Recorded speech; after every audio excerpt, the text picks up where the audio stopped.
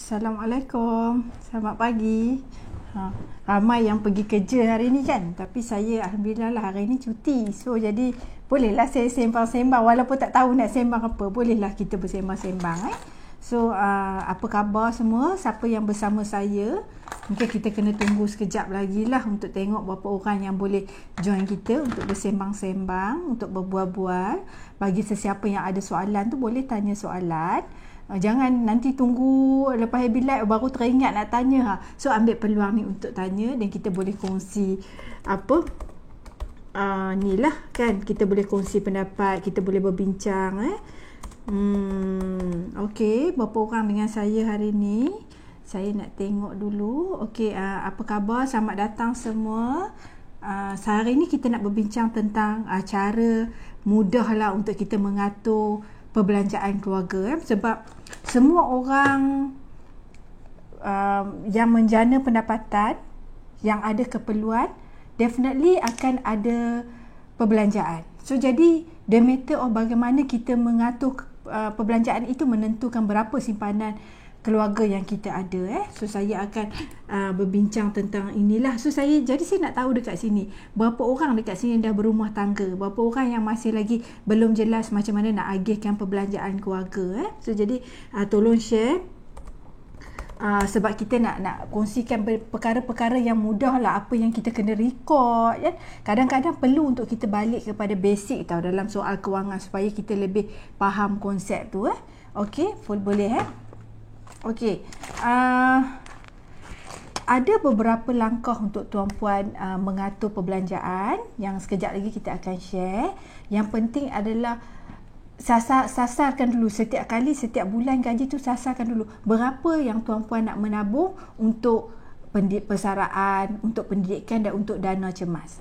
So Waalaikumsalam dan selamat pagi semua. So jadi sekarang ni ramai yang cakap Puan Yanti cakap dah berkahwin, anak 3, alhamdulillah. Anak pun rezeki. Kalau kita pergi lepak-lepak mana-mana, orang tak tanya aset kita berapa, orang akan tanya anak kita berapa. So anak ni pun sebenarnya adalah satu kekayaan juga. Bersyukurlah ada anak, alhamdulillah. Okey, Tuan Fahmi kata dah berkahwin, masih lagi buat dalam adjustment untuk follow bajet bulanan. Okey, bagi yang berkahwin sebenarnya tuan-puan akan lalui sedikit ketat dalam tempoh keuangan 5 tahun pertama lah, dalam tempoh 1 hingga 5 tahun. Ada orang dia lebih cepat lah 1 hingga 3 tahun, tapi secara amnya kebanyakan pasangan 1 hingga 5 tahun akan sedikit terjejas. Bukan terjejas, dia macam sempit sikit lah, banyak benda nak kena bajet, banyak benda nak kena jaga sebab kita baru masuk rumah, kita baru nak menyesuaikan diri dengan perbelanjaan dalam bentuk keluarga sebelum ni bujang. Kita baru nak menyesuaikan diri untuk perbelanjaan anak-anak. Dalam tempoh 1 hingga 5 tahun ni, katakan kita tahun kedua tu dah ada anak, maksudnya anak tu dah start nak sekolah tadika. So jadi banyak perkara yang kita nak pertimbangkan dalam perbelanjaan itu yang menjadikan kita masih tercari-cari. So jadi dia sebenarnya macam ni. Yang pertama tuan-puan, paling baik atau paling ideal adalah kalau kedua-dua suami isteri bekerja, combinekan pendapatan.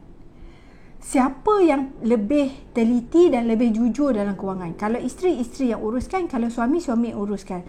Dan yang menguruskan ni, dia bukannya masuklah akaun dia semua duit, tak. Tapi dia akan buat satu record. Kalau dulu zaman saya dulu, waktu tu tak ada laptop lah, 17 tahun lepas tak ada laptop. Jadi saya ada buku 555. Saya tak tahu kat mana. One day nanti saya akan cari, korek balik buku tu, tunjuk. So saya ada buku 555. Saya tulis, okey, jumlah pendapatan saya berapa, suami berapa. Okey, itu nombor 1 lah. Nombor 2, kena tulis siap-siap berapa yang kita nak menabung. Saya selalu cakap ke tuan-puan, menabung 10% adalah sangat outdated, sangat ketinggalan zaman, sangat tidak cukup dengan situasi sekarang. Jika suami dan isteri bekerja, tuan-puan kena sasarkan menabung minima 15% hingga 30%. Kena target. Okey, so yang pertama, buat dulu income, sama ada suami berapa, isteri berapa.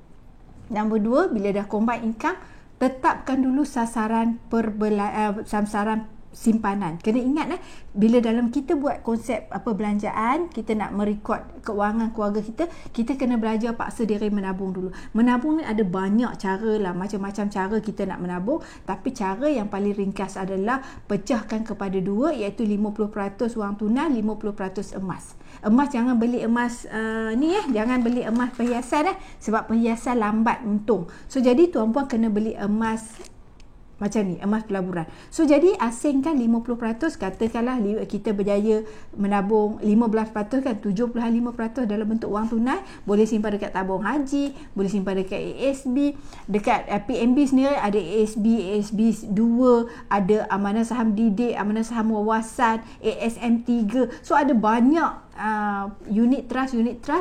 Pilih yang unit yang memberi kadar tetap. Kadar tetap maksudnya satu unit bersamaan RM1. Ada 6 dana dalam PNB yang satu unit bersamaan RM1. So jadi boleh simpan juga dalam ASB atau tabung haji. Asingkan siap-siap sekitar 50% daripada 15% jumlah pendapatan.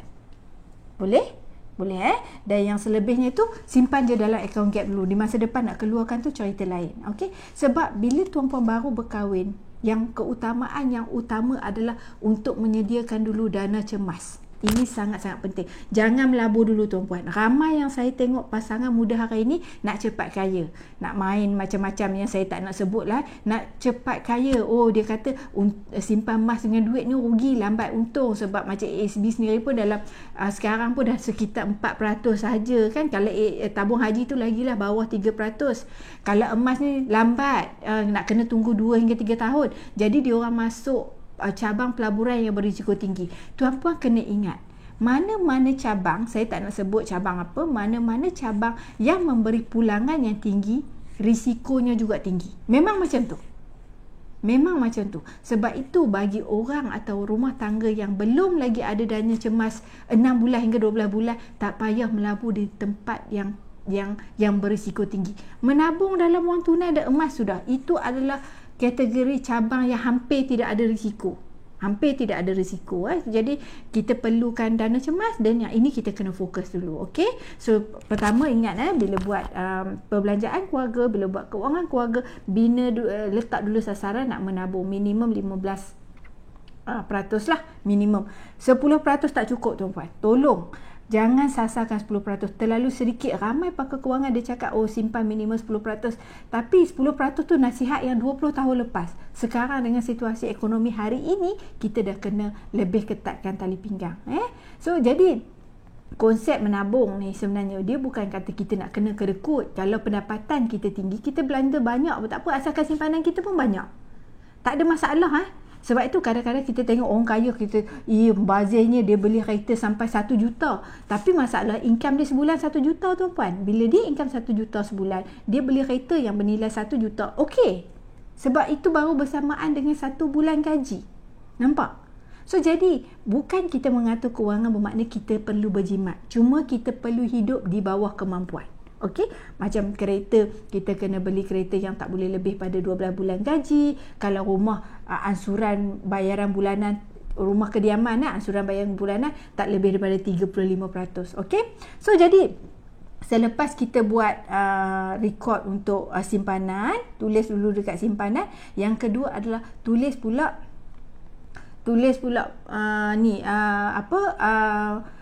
kos untuk takaful. Takaful penting. Saya bukan ejen takaful, tapi saya selalu berpendapat semua orang perlu ada medical card. Kalau tuan-puan ada pasangan yang tidak bekerja, tuan-puan perlu juga ada takaful yang boleh cover hibah. Maksudnya kalau kita meninggal dunia, kita ada hibah yang boleh terus bagi keuangan flow duit kepada pasangan kita selepas kita meninggal dunia. Tapi kalau pasangan kita tu keuangan dia sangat kukuh, hibah tu bukan isu yang penting, but medical card penting. Sebab sakit itu pasti juga tahu sebenarnya. Selain mati, sakit tu pun most probably kita akan sakit bila kita dah certain age.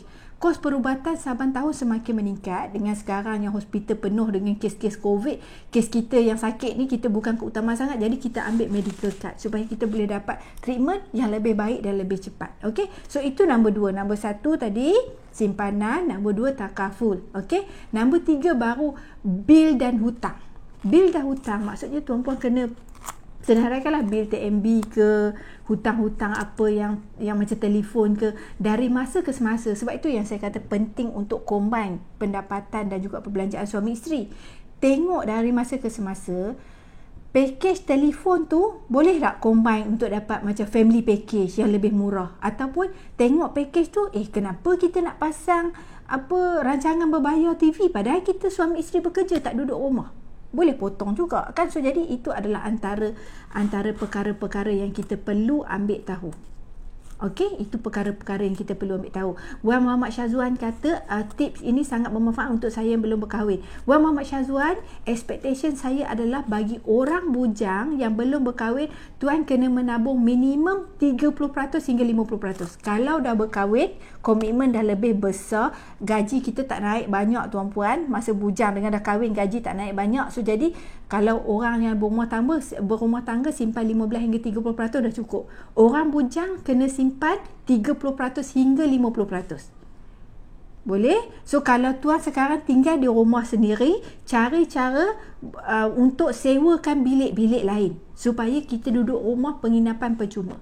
Kalau kita ni tinggal dengan kawan yang satu tempat kerja, cari cara untuk bincang dengan kawan untuk couple pergi kerja sama-sama, ataupun untuk naik motor ke masa muda kan. So jadi cuba cari cara untuk meminimumkan perbelanjaan, dan tengok juga tabiat yang macam kalau merokok ni satu benda yang antara yang kos sebenarnya, selain dia tak bagus untuk kesihatan, dia juga adalah sangat costly untuk perbelanjaan harian yang tidak ada added value.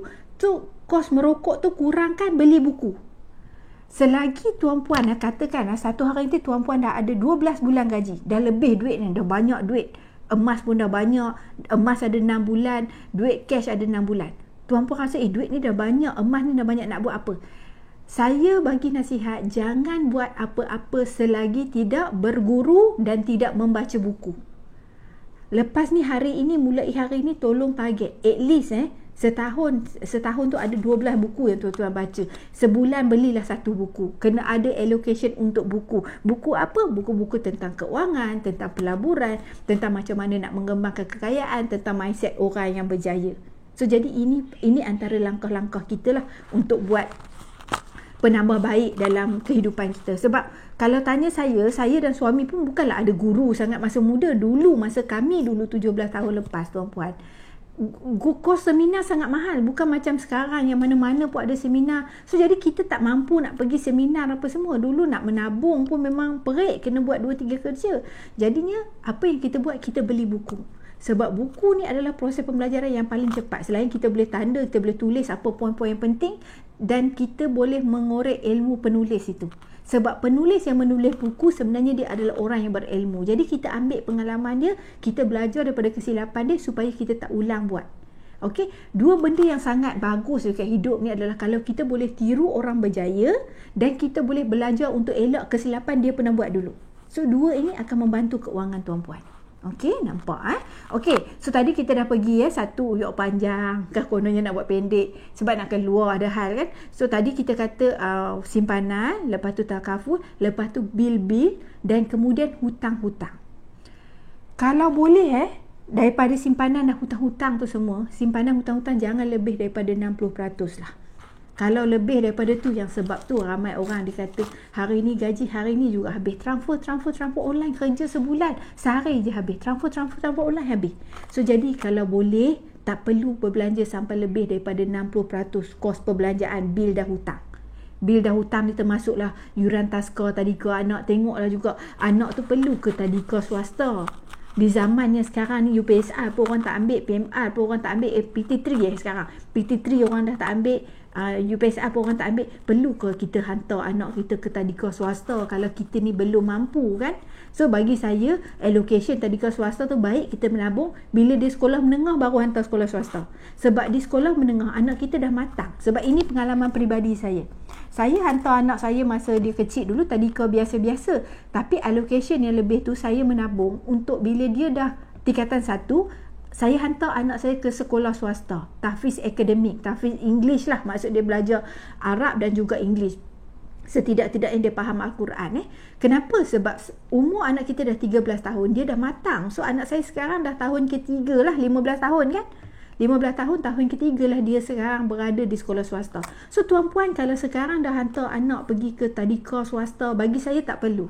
Is totally bagi saya membazir lah. Sebab anak ni bila sampai masa dia akan boleh membaca, dia akan boleh menulis. Apa lagi yang beyond that yang kita boleh bawa anak-anak kita di usia 6 tahun, 5 tahun kan? Lebih baik kita fokus allocation itu kita saving. Nanti bila dia masuk umur sekolah menengah baru kita hantar di sekolah swasta. Alright, boleh boleh So bil-bil dan juga hutang tolong sekitar 60% sahajalah, combination of them.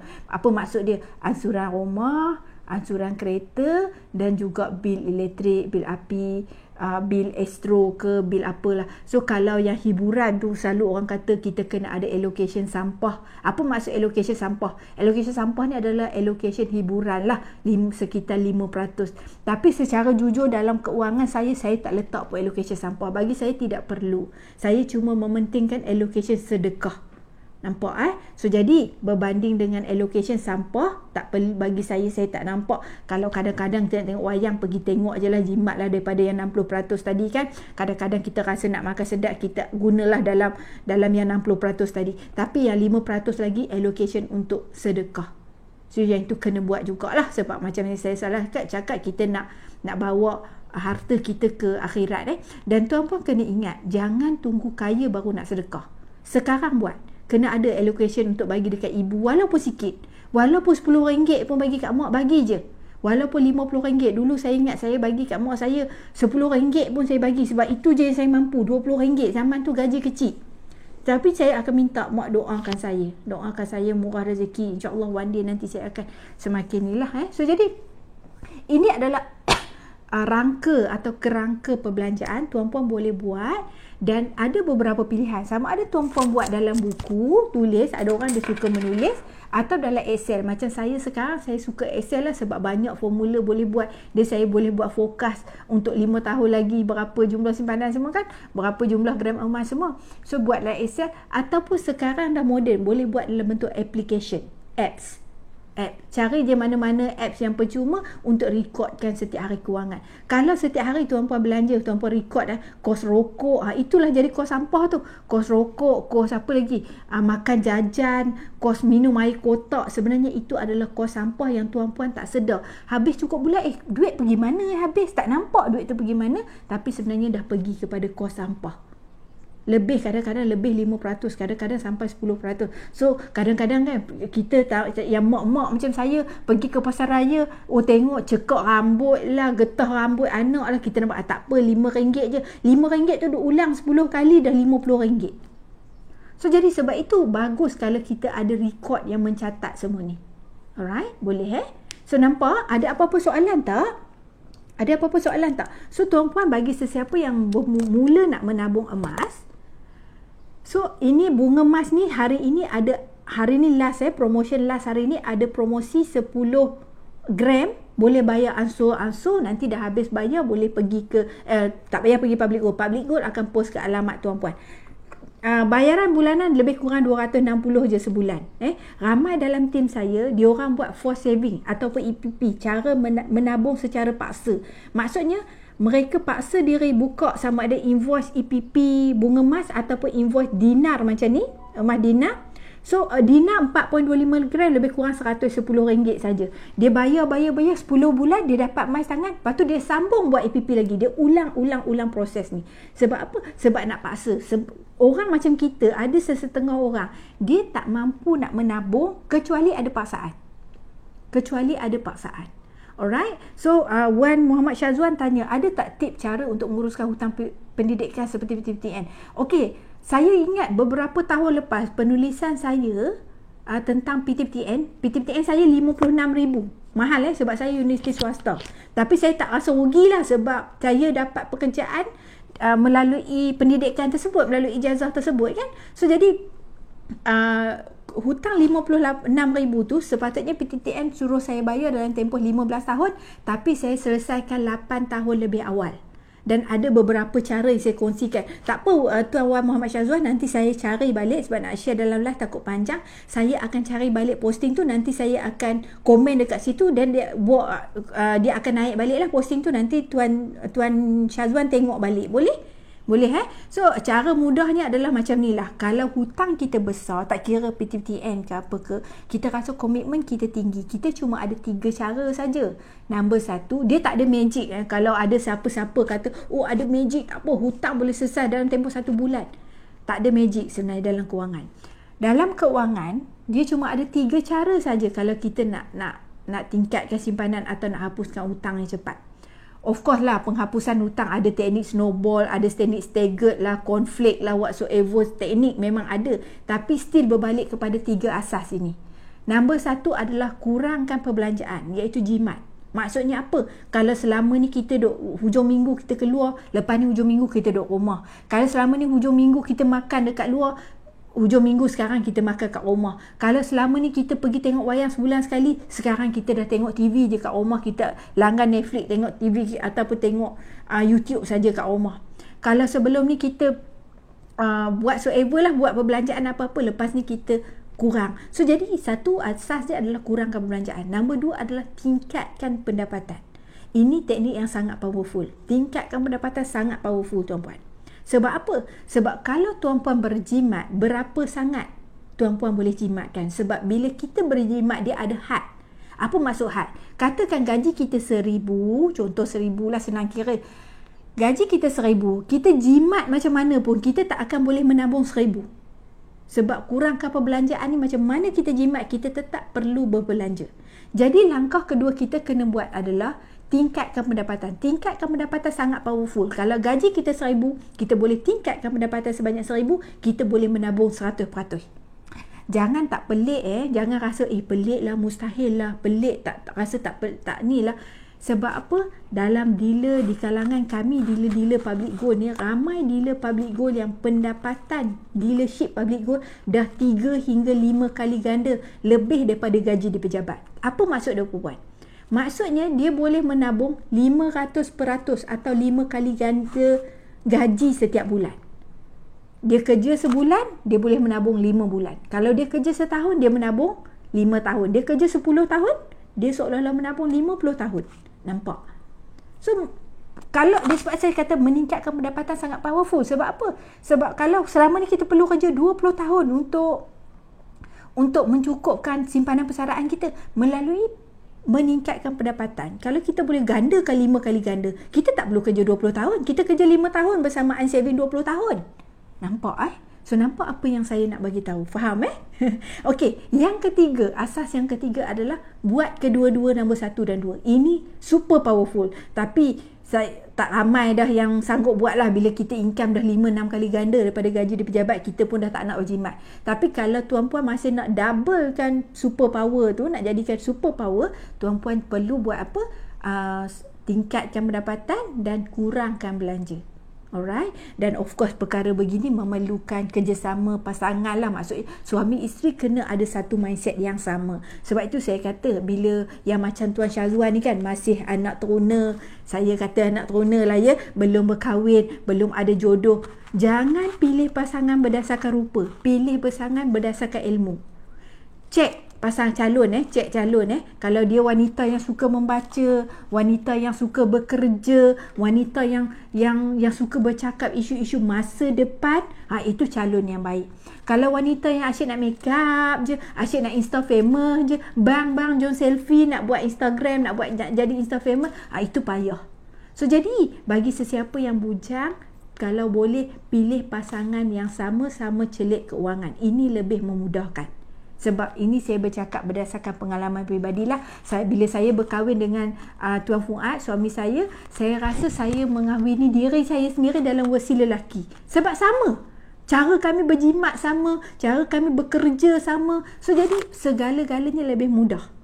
Okey tuan-puan, so jadi sesiapa yang belum lagi jumpa jodoh, ambil peluang untuk pilih baik-baik. Sebab itu dalam Islam pun kita kata nak kena cari pasangan tu biar sekufu. Sekufu ni maksudnya bukan maksud dari segi pangkat ke jawatan, dia lebih kepada dari segi mindset kita, persamaan pemikiran. Sebab kalau suami isteri dua-dua boleh bertolak ansur dan berbincang dalam kewangan, segala-galanya akan teratur dan sangat mudah.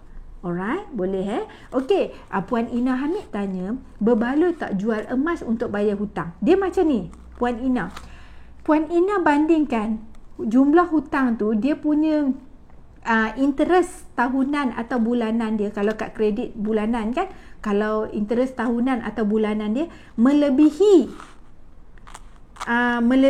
pulangan emas tak? Kalau tidak melebihi pulangan emas, bayar je hutang tu macam biasa, tak payah jual emas. Tapi kalaulah hutang interest tu melebihi pulangan emas, then jual emas, settle ke hutang. Sebab bila kita menabung emas, kita ada target. Kita bukannya menabung saja-saja, kita akan ada satu titik kita nak buat apa dengan emas tu. Alright, so jadi sebab itu saya selalu letakkan, tuan-puan kata, target dulu, sasarkan ada emas yang macam ini, yang jongkong ataupun dinar bulat dinar, kalau 4 segi ni jongkong, ada dulu 200 gram. Target dulu sampai 200 gram. 200 gram nilai sekitar 52,000. Dah ada 200 gram, baru tuan dan puan buat keputusan nak jual untuk apa. Boleh Cik Ina, Puan Ina, saya menjawab soalan? Alright, boleh Sebab apa? Sebab hutang kadang-kadang interest dia lebih rendah daripada emas. Rugilah kita jual emas untuk bayar hutang kalau kita masih mampu bayar hutang tersebut secara bulanan. Okey? Boleh Tapi katakan dah capai 200 gram, dah memang dah, lepas ni dah faham dah game emas, it's okay, jual je, tak ada masalah. Okey, dalam tim saya kebanyakan mereka buat apa? Mereka selesaikan hutang dengan cara pajak emas lah, tapi dengan syarat pengiraan hutang itu interest dia lebih tinggi daripada kos upah pajak. Okey, dia ada calculation dia boleh Okey, Tuan Tamjid Ahmad Bakari cakap, Assalamualaikum Kak Lopa. Waalaikumsalam Tuan, terima kasih hadir. So jadi apa lagi soalan kita nak tengok? Ingat ya, hari ni promosi last day tau. Saya tak faham kalau orang tak nak ambil promosi ni, sebab saya rasa sangat-sangat berbaloi, terutama bagi newbies. Sebab saya faham orang-orang yang baru mula bekerja, tuan-puan belum ada kemampuan nak beli EPP atau bayaran ansuran emas yang besar-besar, yang 50 gram, yang 200 gram, 100 gram. Tapi tuan-puan ada kemampuan untuk emas begini. Jadi tuan-puan kena ada satu force saving untuk memiliki emas. Okey, kenapa saya galakkan emas yang macam ni? Sebab bila tuan-puan ada emas yang macam ini, tuan-puan simpan di tangan, tuan-puan akan rasa aura dan tuan-puan akan automatik berdisiplin dalam menabung, insya-Allah.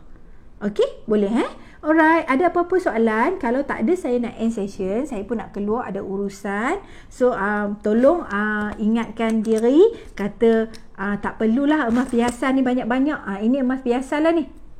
Macam ni kan? Emas perhiasan dia emas 916. Emas 916 dia ada campuran logam. Kenapa? Sebab dia nak kena lembutkan emas ni. Dia nak kena keraskan sikit emas ni untuk memudahkan ukiran. Dia ada ukiran kan? So jadi ini adalah emas 916. Cuma kelemahan emas 916, kita bayar dia bukan atas dasar berat dia semata-mata. Dia ada kos upah sebab dia ada design kan. Dia ada kos upah, ada kos cukai, dan bila kita nak jual, spread atau susut nilai dia melebihi 25% hingga 30%. Ni emas perhiasan. Tetapi kalau emas pelaburan, maksimum spread dia cuma 9% saja.